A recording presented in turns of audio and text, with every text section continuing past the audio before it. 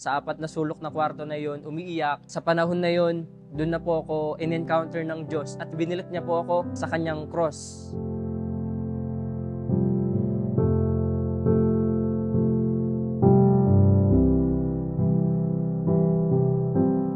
Hi, I'm Rocky Idaw. This is my life testimony. Way back 2016 po, nagsimula po akong maglingkod or magministry sa Panginoon at naging masigasig po ako sa pananalangin, pagbabasa ng salita ng Diyos at lalong-lalo na sa paglilingkod sa Panginoon. Pero sa kabila ng mga yon, meron pa po akong mga kasalanan na tinatago at ginagawa in my private life. Ito po yung mga bagay na addiction in pornography, addiction in online games, masturbation, and worse na hinahanap-hanap na po ng katawan ko na kapag commit po ako ng fornication. Nakulong po ako sa mga kasalanan to sa mahabang panahon at dumating sa pagkakataon na ang Diyos na po mismo ang nag-expose sa mga ginagawa ko. Nagkaroon po ng disciplinary action sa akin. Hindi ko po tinanggap. Nakita ko lang po yung sarili ko. Mas lalo pong naging matigas yung ulo ko. Umalis po ako ng church at nag-backslide po ako. Sa mga panahon na yon, bumalik din po ako sa pag-aaral and at the same time, nagtrabaho din po ako para sa pantustos ng pag-aaral ko. Naranasan ko po yung hirap at sakit at mga pagod sa mga panahong ito. Sa kabila na yon, dumating po yung panahon na malapit na po yung graduation namin. 2020 po, pero last day po ng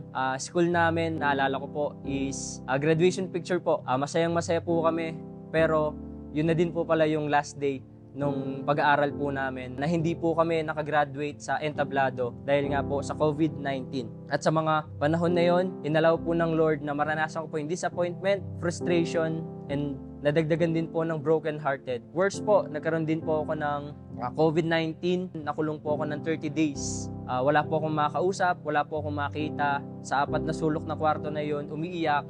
Sa panahon na yon, doon na po ako in-encounter ng Diyos at binilit niya po ako sa kanyang cross. At doon ko po mas lalong naintindihan kung ano po ang kahulugan ng cross sa buhay po natin. Because of that cross, ibinalik niya po ako sa pagmamahal ng Diyos. Because of that cross, ibinalik po ako ng Panginoon at binigyan po ng pag-asa ang buhay ko. Because of that cross, binigyan din po ako ng Lord ng purpose sa buhay ko. Sabi nga po sa Galatians 2:20, I have been crucified with Christ and I no longer live but Christ lives in me. The life I now live in the body, I live by faith in the Son of God who loved me and gave Himself for me. By the grace of God po, naglilingkod, nagpapatuloy, nagpapabago araw-araw. I am being changed from glory to glory. And this cross symbolizes the love of God in me and you. Yung pagmamahal ng Diyos nang walang kondisyon at walang pinipiling tao, kahit makasalanan pa po tayo, minahal na po tayo ng Panginoon. Kaya kayo po na kabataan na nanonood ngayon, hindi lang po kabataan, kung sino man po ang nanonood ngayon, just go back to the cross. Dito nyo po makikita ang purpose ng buhay nyo.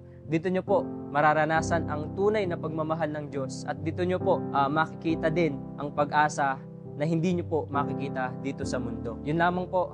God bless you. Shalom. Shalom.